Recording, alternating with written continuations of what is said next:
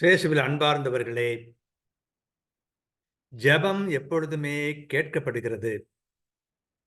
நாம் நினைக்கிற மாதிரி ஜெபங்கள் பல சமயங்களிலே கேட்கப்படுவது இல்லை. ஆனால் ஜெபம் கேட்கப்படுகிறது. நம் ஆண்டவர் இயேசு கெத்செமனியிலே இரத்தம் சிந்துகிற அளவுக்கு வேதனைப்பட்டு ஜெபித்தாரே, அதன் பலன் என்ன?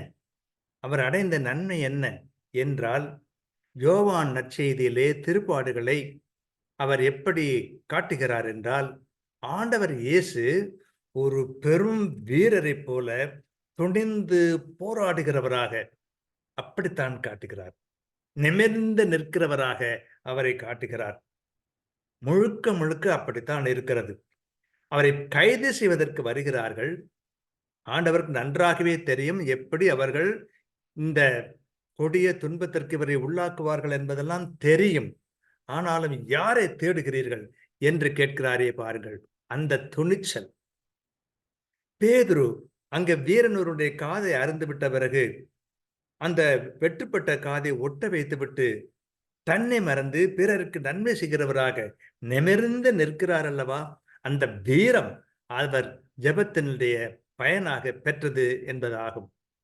அதே போல அன்னாஸ் மாளிகையாக இருக்கட்டும் அல்லது கைபாக மாளிகையாக இருக்கட்டும், அங்கே அவர்கள் கேள்விகள்லாம் கேட்கும்போது அவர்கள்தான் தவித்து போகிறார்களே அன்றி இவர் இல்லை. இவர் தயங்காமல் நிமிர்ந்து நின்று பதில் சொல்லுவார். எதற்கும் அவர் அஞ்சுவதில்லை.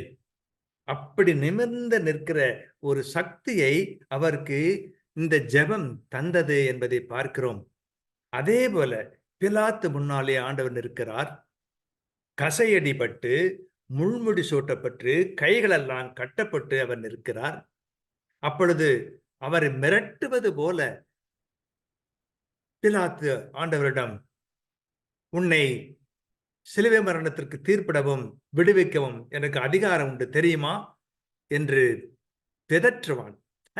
சும்மா இரு, மேலிருந்து உனக்கு தரப்படவில்லை என்றால் எந்த அதிகாரமும் உனக்கு என்மேல் கிடையாது என்று சொல்வார்.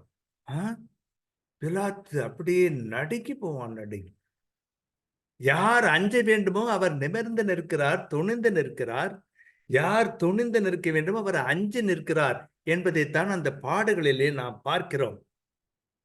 கடைசி வரை அந்த மாதிரி தான் அவர் இருக்கிறார். பாவிகளை எல்லாம் மன்னிக்க தயாராக இருக்கிறார். தன்னை கொடுமை செய்தவர்களெல்லாம் மன்னிக்க தயாராக இருக்கிறார். தன் தாயை நமக்கு தாயாக தந்து விடுகிறார். மொத்தத்திலே அவர் ஒரு பெரும் வீரனாக இருப்பதற்கு ஜெபம் அவருக்கு வல்லமையை தந்தது. ஜெபத்தின் வல்லமை இவ்வளவு அவ்வளவு என்று அளந்து பார்க்க முடியாது. அப்படிப்பட்ட ஒன்றை நாம் இங்கே பார்க்கிறோம்.